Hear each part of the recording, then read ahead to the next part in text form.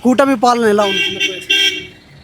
పరిపాలిస్తారు వాళ్ళ వాళ్ళ విధానాలతో పరిపాలిస్తుంటారు. కానీ మనుషులకు అందరికీ మెచ్చినట్టు అందరూ ఉండలేరు కదా, ఇది జరుగుతుంటుంది.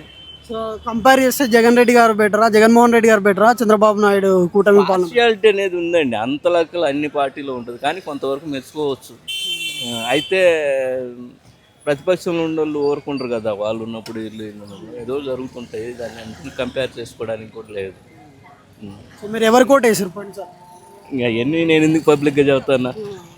నెక్స్ట్ టైం ఎవరికి అయితే చెప్పినా నన్ను ఎవరేం చేసేవాళ్ళని లేదు. బట్ నెక్స్ట్ టైం ఎవరికి వేస్తారు?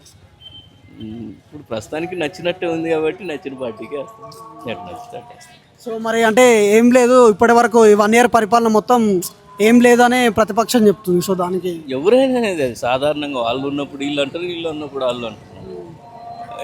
మీలాంటి వాళ్ళ దగ్గర ఈ టెలికాస్ట్లో చెప్పకూడదు కదా, నా అభిమానం మీద అంత అంత అవసరం కూడా లేదు.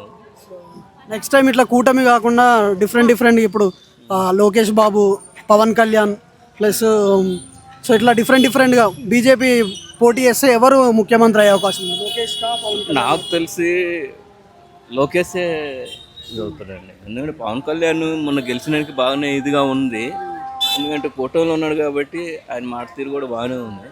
బట్ లోకేష్ను చాలా ఊహించినంత మార్పు కనపడుతుంది ఆయనలో. ఆయన పరిపాలన విధానం, మాట తీరు చాలా బాగుంది, మెచ్చుకోదగ్గట్టు. ఇప్పుడు పిల్లల బడి ఫీజులు ఎట్లున్నాయి? బడి ఫీజులు ఎట్లున్నదో ఇంకా నేనైతే చింతలు ఆ విషయం నేను ఎట్లుందో వాళ్ళకి తెలియదు. స్కూల్లో అయితే బాగానే ఉంటున్నాయి.